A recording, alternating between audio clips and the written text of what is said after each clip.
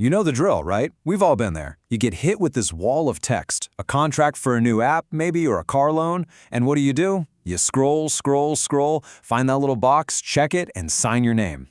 We just assume that signature locks it in, that it's an unbreakable deal. But what if it's not? What if that signature doesn't always mean the deal is done and dusted? So, you've put your name on the dotted line. Is that it? Is the deal set in stone no matter what was going on behind the scenes? Well, the answer might surprise you, because a lot of the time, it's actually no. See, for a contract to be legally binding, it needs more than just a couple of signatures. It needs what the law calls a true meeting of the minds.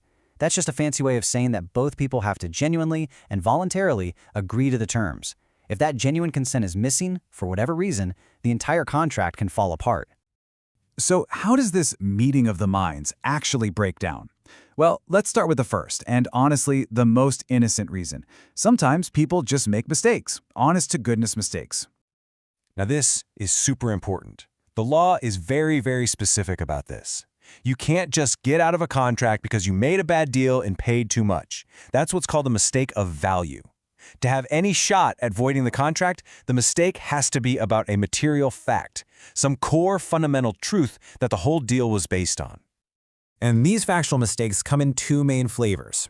First, you've got a unilateral mistake. That's where only one person gets a key fact wrong. In that case, sorry, the contract is probably still good. But then there's a bilateral mistake. That's where both of you are wrong about the exact same important fact.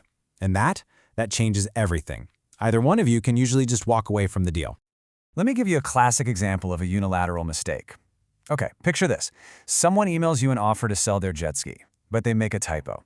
They meant to type $2,500, but they accidentally hit 1 instead of 2. You see it says $1,500, and you immediately reply, "I'll take it." Well, even though it was their mistake, they are very likely stuck with that contract. So let's really nail down this difference. Thinking you're buying a perfectly healthy horse that actually has a hidden medical condition. Bam. That's a mistake of fact. But on the other hand, selling an old violin from your attic for $250 that later turns out to be a priceless antique, that's a mistake of value. In that case, the deal stands. The law basically says you took a gamble on its worth and lost. All right, so we've covered honest mistakes, but what happens when that lack of agreement isn't an accident? What happens when it's caused by straight-up, deliberate deception? Now we're getting into the territory of lies and fraud. Now, proving fraud in court is not as simple as just saying, "They lied to me." The law has a very specific 4-part checklist. You have to show there was a misrepresentation of a key fact. You have to prove they intended to deceive you. You have to show you were right to rely on that lie. And finally, you have to prove that you were actually harmed because of it.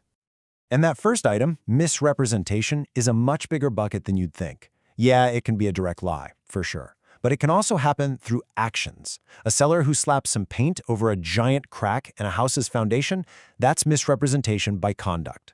In some situations, even just keeping your mouth shut about a serious hidden problem can count. There's actually a perfect real-world example of this.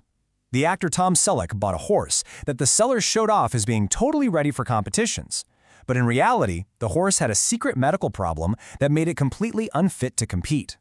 The court sided with Selleck, saying the seller was liable for misrepresentation because of their actions. Now, normally, someone's opinion, like a salesperson saying this is a fantastic car, that doesn't count as fraud. But check out this incredible case. A dance school kept telling a widow that she had amazing potential to become an accomplished dancer, and they sold her more than $31,000 in lessons. The court actually decided that because the school were experts, their opinion was treated like a statement of fact, and they were found liable for fraud. Wild, right? Okay, so we've gone through honest mistakes, and we've talked about outright lies. But what if the terms are crystal clear, and nobody's technically lying, but you're being pressured, really pressured, into signing? This brings us to a whole other way consent can be undermined. First up is something called undue influence. This one is, well, it's subtle. It happens inside a relationship where there's a lot of trust and one person is dependent on the other. Think about a doctor and their patient, or a guardian and an elderly person. It's when that more powerful person uses the relationship itself to manipulate the other person into a contract that just so happens to benefit them. It's all about one person's free will getting steamrolled. Duress, on the other hand, is not subtle at all. This is when you're forced to sign something because of a threat. We're talking blackmail, extortion, that kind of thing.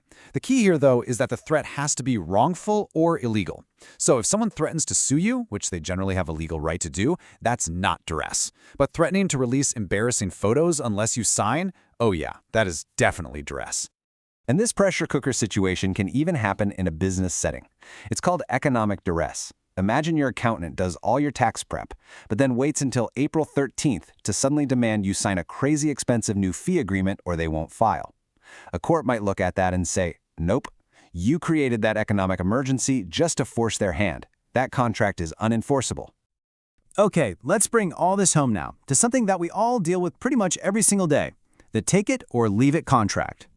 The fancy legal name for this is an adhesion contract, and it's exactly what it sounds like. It's a standard agreement written entirely by one side, usually a big company with all the power, and then presented to you. There's no negotiation, there's no changing the terms. You either agree to every last word or you walk away. Does that sound familiar? It absolutely should. We see these things constantly. They're the terms of service for the apps on our phones. They're our apartment leases, our life insurance policies, our car loan agreements. They are literally the invisible rules that govern so much of our modern lives. And so, this is the really big question it all leads to, isn't it? The law has all these protections against mistakes, against fraud, against coercion, all designed to make sure our consent is truly voluntary. But when we live in a world surrounded by these one-sided take-it-or-leave-it deals where we click I agree without any real power to change a thing, what does a true meeting of the minds even look like anymore?